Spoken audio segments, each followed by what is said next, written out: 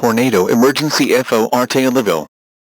The National Weather Service in Lincoln has issued a tornado warning for Central Christian County until 5:45 p.m. At 5:14 p.m., a confirmed large and destructive tornado was observed near Taylorville, moving northeast at 30 miles per hour. Tornado emergency for Taylorville. This is a particularly dangerous situation. Take cover now. Expected hazards include deadly tornado. Tornadic debris has been confirmed by radar.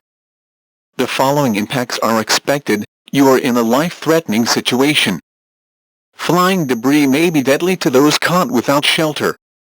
Mobile homes will be destroyed.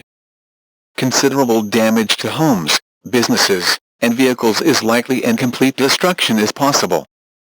The tornado will be near Taylorville around 5:25 p.m. Stonington around 5:40 p.m. Other locations impacted by the tornado include Willys, Taylorville Airport, and Sharpsburg.